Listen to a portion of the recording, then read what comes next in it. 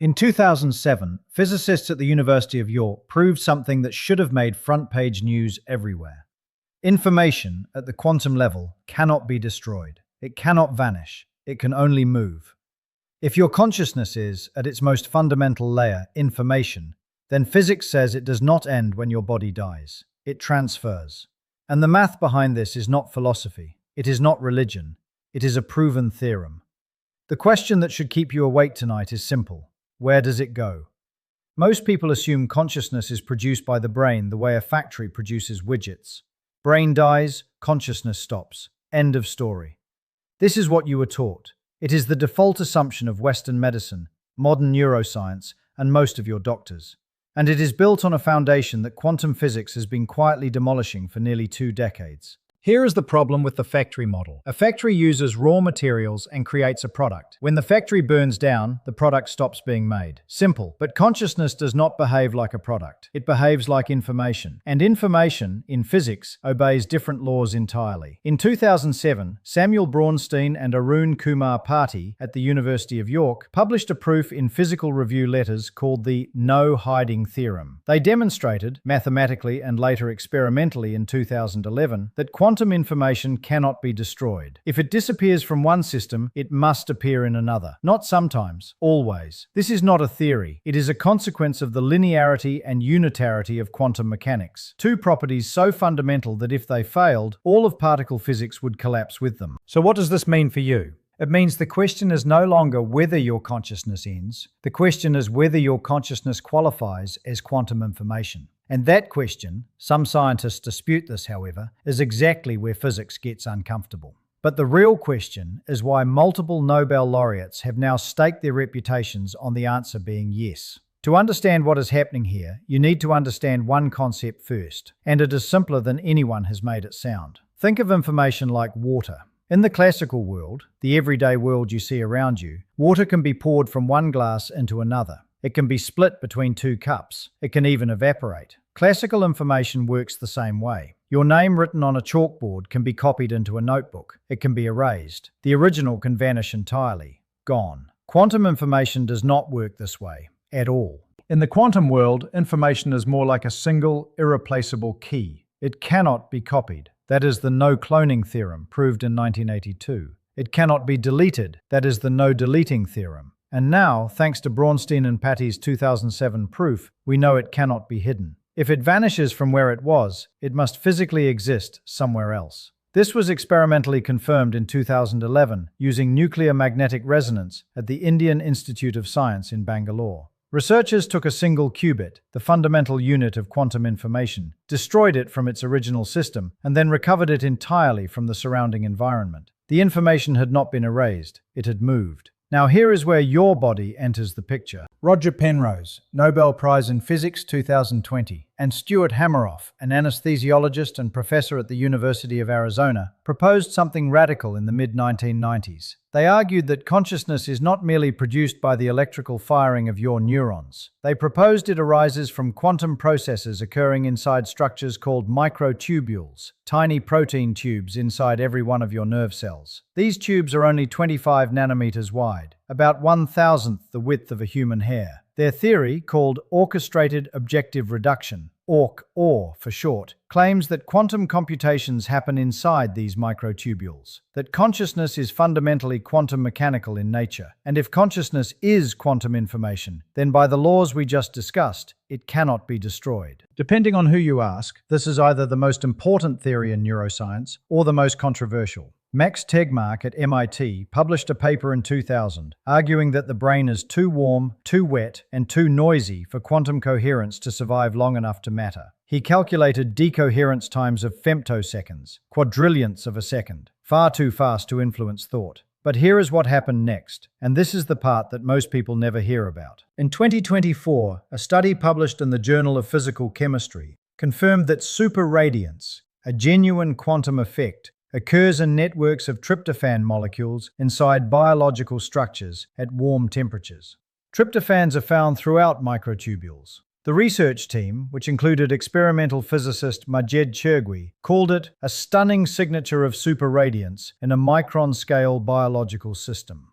Separately, researchers at Princeton University demonstrated that excitation energy travels through microtubules farther than classical physics predicts, and this effect vanishes under anesthesia. Stay with me here, because what comes next connects these laboratory findings to what happens to your consciousness when your heart stops beating. If consciousness is quantum information stored in microtubules, then the no-hiding theorem makes a specific prediction. When your brain shuts down, when blood stops flowing, when neurons stop firing, the quantum information does not disappear. It disperses into the environment. The universe, in a sense, absorbs it. This is not mysticism, this is what the math requires. Think of it like this. Imagine your consciousness as a specific pattern of vibrations on a drum skin. While the drum exists, while your brain is alive, those vibrations are concentrated, localized, coherent. They form a pattern you experience as you. When the drum is destroyed, those vibrations do not cease to exist. They radiate outward into the air, the floor, the walls. The pattern disperses. But the information content, the total vibrational energy and its specific configuration, is conserved. If you have ever woken at 3 a.m. with a jolt, heart pounding, alert for no reason, your nervous system was already demonstrating something about the boundary between consciousness and its absence. Anesthesia research tells us that there is no gentle dimmer switch. Consciousness does not fade gradually, it snaps off, and it snaps back on. Hameroff has spent 30 years studying exactly this transition, and he argues it mirrors what Penrose's physics predicts. A quantum state either holds together or it collapses. There is no in-between. Now consider what Sam Parnia found. Parnia is a critical care physician at NYU Langone Medical Center. In 2014, he published the results of the AWARE study, the largest scientific investigation of near-death experiences ever conducted. It involved 2,060 cardiac arrest patients across 15 hospitals in the United Kingdom, United States, and Austria. Of 330 survivors, 40% reported some form of awareness during the period when they were clinically dead. 2% reported full conscious awareness, seeing, hearing, understanding, during a time when their brains showed zero electrical activity on EEG monitors. Zero. The brain was flatlined. The factory was shut down, yet something was still experiencing. The research is still evolving on this, but Parnia's team documented one verified case where a patient accurately reported specific events in the room during cardiac arrest, events that occurred during a 3-minute period of complete cardiac standstill. No blood to the brain, no measurable neural activity, yet awareness persisted. If you find this useful, if this is connecting ideas you have wondered about for years, subscribe now. Because in the next section, I'm going to explain the mechanism that Penrose believes links your microtubules to the fundamental structure of spacetime itself. And that mechanism is what makes the transfer possible. Classical neuroscience has no explanation for Parnia's findings. None. The standard model says no brain activity means no consciousness. Period. But quantum models, specifically Orch OR, predict exactly this. If consciousness exists at a level deeper than neural firing, if it lives in the quantum geometry of spacetime connected through microtubules, then the cessation of brain activity does not automatically terminate conscious experience. It merely disconnects the information from its biological antenna. But none of this matters if you do not understand what Penrose means when he says consciousness is connected to the Planck-scale structure of the universe. Because that is where the transfer actually happens. What almost nobody talks about, what gets lost in every popular summary of this work, is that Penrose is not simply saying quantum effects happen in the brain. He is making a far more radical claim. He is saying your consciousness connects to the most fundamental level of physical reality that exists, the Planck scale, 10 to the minus 35 meters. A distance so small that if an atom were the size of the observable universe, the Planck length would be roughly the size of a tree. This is the scale at which space-time itself may become discrete, grainy, like pixels on a screen too small to see. Penrose proposes that when quantum superpositions in your microtubules reach a certain threshold, they do not collapse randomly the way standard quantum mechanics suggests. Instead, they undergo what he calls objective reduction, a self-collapse governed by the geometry of spacetime at this Planck scale. Each moment of conscious experience in Penrose's framework is one of these collapses, a single ping of awareness happening roughly 40 times per second in your brain. And here is the part that changes everything. Penrose argues that the information governing these collapses is not generated by your brain. It is accessed from the Planck-scale geometry. Your microtubules are like receivers, tuning into patterns embedded in the fabric of reality itself. Your brain does not create consciousness the way a computer creates a calculation. Your brain receives and localizes consciousness the way a radio receives and localizes a broadcast signal. Read that again. Your brain may be a receiver, not a generator. The signal exists independently of the radio. If this is correct, and historians still argue whether Penrose's interpretation will survive the next decade of experiments, then death is not the destruction of consciousness, it is the destruction of the receiver. The signal continues. The information transfers back to the spacetime geometry from which it came. Robert Lanza, head of the Astellas Global Regenerative Medicine Institute, has pushed this further with what he calls biocentrism. Lanza argues, using the observer effect in quantum mechanics as his starting evidence, that consciousness is not a product of the universe. The universe is a product of consciousness. Space and time are tools your mind uses to process information, not containers that your mind exists within. In Lanza's framework, the death of your body is like turning off a computer in one room of an infinite building. The network persists. Some scientists dispute this. Lanza's claims stretch beyond what the current evidence can support. But the underlying physics, the no-hiding theorem, the conservation of quantum information, the experimental evidence of quantum effects in biological systems is not disputed. That is settled science.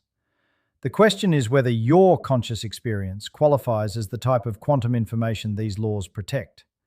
And increasingly, the experimental evidence suggests it might. So what does this mean for your life right now?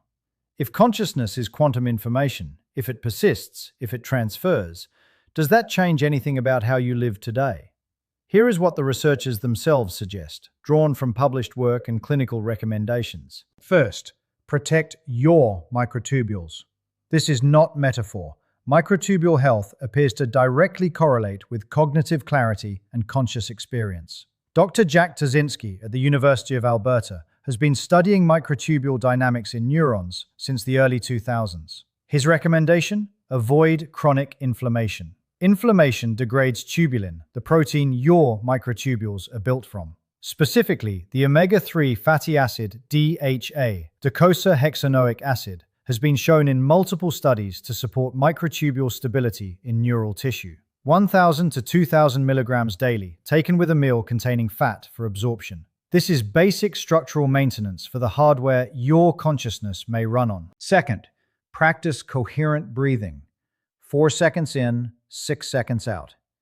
This specific ratio activates your vagus nerve, which research from the HeartMath Institute in Boulder Creek, California, has shown produces measurable coherence in your body's electromagnetic field. Why does this matter? Because quantum coherence requires an ordered environment.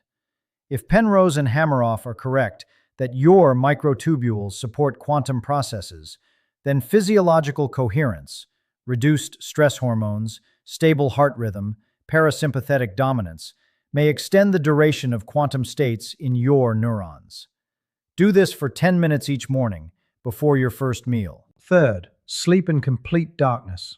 The pineal gland produces melatonin only in total darkness, and melatonin has been shown to stabilize microtubules against oxidative damage. Research from the University of Texas Health Science Center, published in 2019, demonstrated that melatonin protects tubulin from free radical degradation. Not dim light, not a phone across the room, total darkness, 7 to 8 hours. Your microtubules repair themselves primarily during deep sleep stages 3 and 4, between roughly 11 p.m. and 3 a.m. Fourth, engage in novel learning daily. Hameroff himself has stated in multiple interviews that consciousness appears to require active processing, not passive reception. Learn something genuinely new for 20 minutes each day. A language, an instrument, a complex subject you know nothing about. The act of learning creates new microtubule networks in your dendrites. More microtubules means, potentially, greater quantum processing capacity. Fifth, reduce your exposure to general anesthetics unless medically necessary. The Princeton studies showed that anesthetic gases suppress quantum effects in microtubules. Multiple surgeries with general anesthesia have been correlated with accelerated cognitive decline in patients over 65. Ask your doctor whether regional anesthesia or sedation alternatives exist for your procedure. If even one of these steps was new to you, hit like. It tells the algorithm to show this to more people who need this information. Here is what we know for certain as of today. The no-hiding theorem is proven. Quantum information cannot be destroyed, it can only move. Experimental evidence now confirms quantum effects in biological systems at body temperature. And a Nobel laureate in physics has staked his reputation on the claim that your consciousness is, at its foundation, a quantum process connected to the deepest structure of reality. We do not know, not yet, whether this means your personal identity, your memories, your sense of self transfers intact. The math does not guarantee preservation of pattern. It guarantees preservation of information. Those may not be the same thing. Honesty requires stating that clearly. But consider what this means even in the most conservative interpretation. You are not merely a collection of atoms that will scatter at death. The information that constitutes your conscious experience, the specific quantum states in your microtubules, the particular pattern of collapses that creates your awareness, is governed by conservation laws as fundamental as the conservation of energy itself.